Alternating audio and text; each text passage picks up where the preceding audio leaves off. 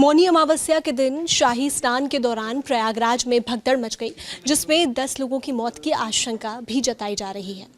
जब इस तरीके का कोई बड़ा आयोजन होता है तो वहां पर कई तरीके की गाइडलाइंस भी जारी की जाती हैं प्रशासन की तरफ से, ताकि इस तरीके की जो अनदेखी है या कोई भी लापरवाही है जिसकी वजह से इस तरीके से भगदड़ मच जाती है वो ना हो सके।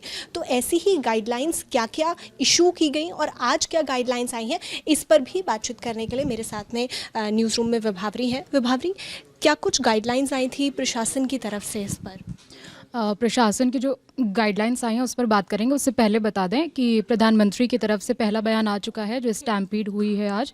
उन्होंने बोला है, प्रयागराज महाकुंभ में हुआ हादसा अत्यंत दुखद है। स्थानीय प्रशासन पीड़ितों की हर संभव मदद में जुटा हुआ है और इस सिलसिले में मैंने मुख्यमंत्री योगी जी से बातचीत की है और लगातार राज्य सरकार के संपर्क में हूँ। अब हम आते हैं अपने गाइडलाइंस पर। आज मौनी अमावस्या बहुत इंपॉर्टेंट दिन है, तो उससे संबंधित अधिकारियों ने जो गाइडलाइंस जारी की वो आप ध्यान रखिए अगर आप वहाँ पर ऑलरेडी मौजूद हैं या जाने वाले हैं। सबसे पहला तो सोशल मीडिया पर या इधर उधर से जो भी जानकारी आपको दिख रही है, जो भी र्यूमर्स फैलाए जा रहे हैं उससे बचिए। और डेजिग्नेटेड लेन्स जो हैं घाट तक पहुँचने के लिए, जो सरकार या प्रशासन की तरफ से जो लेन्स बताए गए हैं वहीं जाइए। शॉर्टकट के चक्कर में मत पड़िए, भगदड़ मच जाएगी। और पार्किंग एरियाज़ और सड़क, मतलब जो रोड है वहाँ के और जो पार्किंग एरियाज़ है वहाँ बहुत देर तक मत खड़े होइए, मूवमेंट करते रहिए, वरना एक जगह बहुत सारे लोग इकट्ठे हो जाएंगे तो भी मॉब और क्राउड का बहुत ज़्यादा वहाँ पे खतरा होगा, इसलिए मूवमेंट करते रहिए। और जो उन्होंने बताया कि जो बैरिकेड्स है उनको तोड़ने की या लांघने की कोशिश से आपको बचना है, क्योंकि इससे पहले हमारे पास जो बहुत सारे विजुअल्स आए थे उसमें भी देखा था कि भीड़ एकदम से बैरिकेड्स को तोड़ रही है, उन्हें फांदने की कोशिश कर रही है। और आज मुख्यमंत्री ने भी जो लाइव सुबह किया थे उसमें भी उन्होंने इस चीज़ का जिक्र किया है कि बैरिकेड्स को तोड़ने या लांघने की कोशिश अब बिल्कुल मत करिए। जो भी वहाँ पे पुलिस मौजूद है, जो भी गाइडलाइंस वो बता रहे हैं, जो निर्देश दे रहे हैं उन्हें फॉलो करिए। शॉर्टकट के चक्कर में मत पड़िए, दोबारा एक बता रहे हैं। और अगर आपको कुछ भी फील हो रहा है, आपकी तबीयत ख़राब हो रही है, तो तुरंत आप जो भी केंद्र बने हुए हैं आपके स्वास्थ्य के लिए, उनसे डॉक्टर से संपर्क करिए, भीड़ से थोड़ा अलग हटिए। और एक जो सबसे ज़रूरी चीज़ कि घाट के सभी संगम के सारे घाट समान रूप से पवित्र हैं। जहाँ आपको जगह मिल रही है आप वहाँ स्नान करिए। ज़्यादा मूवमेंट करने की ज़रूरत नहीं है कि इस जगह नहीं हमें वहीं जाना है, तो इससे बचना है। तो भाभी, ये जो बात आपने कही कि एक पर्टिकुलर जगह जाने की कोशिश ना करें, क्योंकि लोग ऐसा सोचते हैं कि यही स्पॉट पवित्र है और वहीं नहाने से या वहाँ स्नान करने से ही जो पूरा हमारा वहाँ जाना है वो सफल हो पाएगा। तो ऐसे में लोगों को ये समझना होगा कि कहीं पर भी आप स्नान कर रहे हैं वो सामान्य है। हाँ, और ये मुख्यमंत्री अभी योगी आदित्यनाथ ने जो भी अभी बात की थी मीडिया से, तो उसमें भी उन्होंने इस चीज़ का बोला है कि समान रूप से पवित्र है, आपको जहाँ जगह मिल रही है आप वहीं स्नान करिए।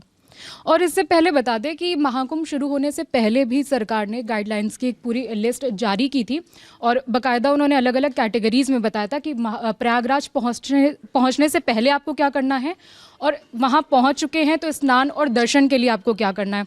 तो अब आपका अगर प्लान है, क्योंकि ये 26 फरवरी तक ये चलेगा महाकुंभ, तो अगर आपका आगे भी प्लान है जाने का तो कुछ चीज़ें हैं जिनका आपको ध्यान रखना है। सबसे पहले तो जो सरकार ने बताया कि महाकुंभ मेला 2025 मोबाइल ऐप डाउनलोड कर लीजिए, इससे आपको मेले की सारी जानकारियाँ उस ऐप में आपको मिलती रहेंगी। वहाँ पहुँचने से पहले ही आप अपनी व्यवस्था कर लीजिए, आपको कहाँ जाकर रुकना है इसकी व्यवस्था और फ़ोन से हो जाएगा, ऐप के थ्रू आपको मदद मिलेगी।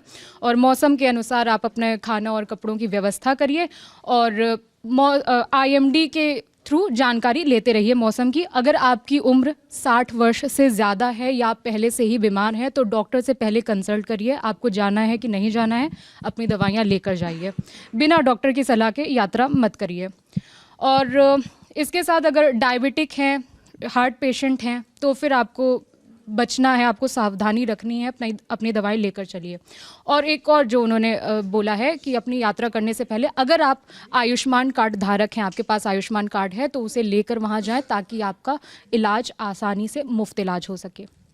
इसके बाद अगर आप वहाँ पहले से ही मौजूद हैं, दर्शन या स्नान के लिए भी उसकी अलग से गाइडलाइंस हैं जिसमें बताया गया है कि सरकार ने पहले से ही, चूँकि हमारे पास बहुत सारे वीडियोज़ आए हैं ग्राउंड रिपोर्ट से भी, जो लोग वहाँ मिले हैं, उनकी शिकायत है कि यहाँ पे बहुत चलना पड़ रहा है, 10-10, 15-15 किलोमीटर लोगों को वहाँ पैदल चलना पड़ रहा है घाट तक जाने के लिए। तो ये सरकार ने पहले ही गाइडलाइन में अपना लिखा था, इन्होंने जारी कर दिया था कि संगम क्षेत्र पहुँचने के लिए पैदल चलना पड़ सकता है, इसलिए पानी और ORS का घोल पीते रहें। विभावरी, इसमें क्योंकि चलना बहुत ज़्यादा पड़ रहा है और ऐसे में जो बुज़ुर्ग हैं या 60 वर्ष से ज़्यादा हैं वो भी वहाँ चले जाते हैं और ये जो गाइडलाइन है इसको लोग फॉलो नहीं करते हैं और वहाँ जाके वो लोग भी बीमार पड़ जाते हैं। और ऐसे कुछ वीडियोस भी आए हैं जिसमें देखा है कि बुज़ुर्ग बिना घर पर बताए ही वहाँ पर पहुँच गए हैं। हाँ, उनके लिए भी है कि बच्चों, वृद्धजनों और जो गर्भवती महिलाएं हैं वो अकेले स्नान वाले क्षेत्र में ना जाएं, किसी एक के साथ में रहें ताकि उन्हें मदद मिल सके अगर कुछ उनके साथ इमरजेंसी या उनकी हेल्थ को लेकर कोई समस्या होती है तो। गहरे पानी में जाने से बचें, अगर स्नान की अभी अगर आपकी प्लानिंग है तो गहरे पानी में मत जाइए, हालांकि वहाँ पे वो लगे रहते हैं बोट, आप उसको ही फॉलो करिए। और गंदगी ना फैलाएं, अगर सर दर्द आ रहा है, सिर दर्द हो रहा है, चक्कर, घबराहट, इस तरह की चीज़ें अगर आपके साथ हो रही हैं तो आप वहाँ पे स्वास्थ्य केंद्र बने हुए हैं, तुरंत आप वहाँ पे संपर्क करिए। और जो उन्होंने बताया कि मच्छरों के बचाव के लिए छिड़काव वहाँ किया गया है, लेकिन उसके बाद भी आप अपनी व्यवस्था से ही जाएं।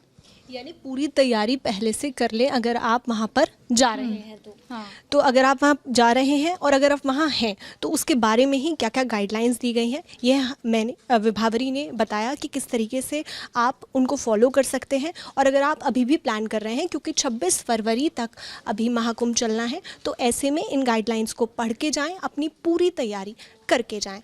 कुछ इमरजेंसी नंबर्स भी हैं जो उसी PDF में इन्होंने, जो सरकार की PDF है उसी में उन्होंने अटैच किए हैं। महाकुंभ हेल्पलाइन नंबर है 1920, पुलिस हेल्पलाइन 112 और आपदा हेल्पलाइन 1077। तो अगर आप जा रहे हैं या आपका कोई जानने वाला, आपके पेरेंट्स, कोई घर का सदस्य जा रहा है तो आप उसको ये ज़रूर शेयर करिए।